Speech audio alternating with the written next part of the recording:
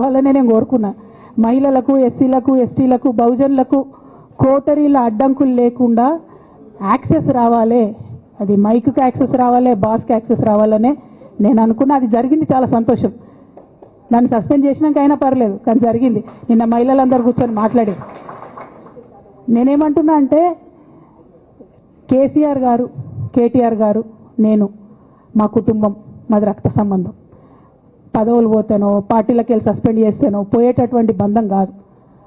కానీ ఎవరైతే vested interest ఉన్న పార్టీలు ఉంటారో, పార్టీలో ఉండి కేవలం డబ్బు సంపాదించుకోవాలనేటటువంటి ఒక ఆలోచనతో, వ్యక్తిగత లబ్ధి పొందాలనేటటువంటి ఆలోచనతో ఉన్నటువంటి వ్యక్తులు, వాళ్ళకి కావాల్సింది ఏంది? మేము ముగ్గురం కలిసి ఉండొద్దు, మా కుటుంబం బాగుండొద్దు, మా కుటుంబం విచ్ఛిన్నమైతేనే వాళ్ళకి అధికారం వస్తుంది.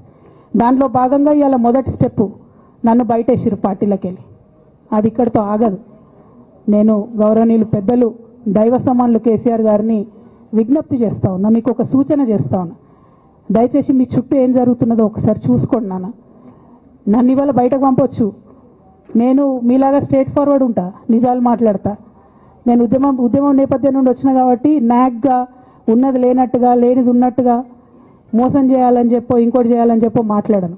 స్ట్రేట్ ఫార్వర్డ్గా ఇష్యూస్ మాట్లాడతా కాబట్టి నన్ను ఇలా బలి చేసిండ్రు, పర్వాలే.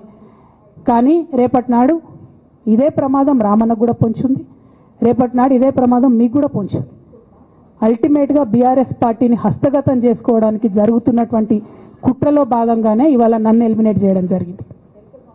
నేను ఇవాళ ఓపెన్గా అడుగుతా ఉన్నాను, హరీష్ రావు గారికి నేను సూటి ప్రశ్న వేస్తున్నా, ఈ రాష్ట్ర ముఖ్యమంత్రి రేవంత్ రెడ్డి గారు కూడా నేను సూటి ప్రశ్న వేస్తున్నా. నా మీద కుట్రలు ఎప్పటి నుండి ప్రారంభమైనాయి?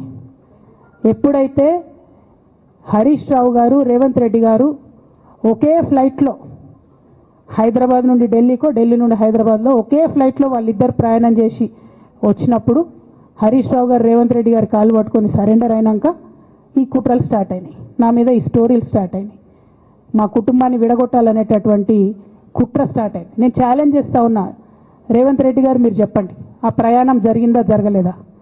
హరీష్ రావు గారు మీరు చెప్పండి, ఒకే ఫ్లైట్లో మీరు రేవంత్ రెడ్డి గారితో కలిసి వచ్చిండ్రా రాలేదా? ఆ తర్వాత నుండే నా మీద ఈ కుట్రలు జరుగుతున్నాయా లేదా? సరెండర్ అయింది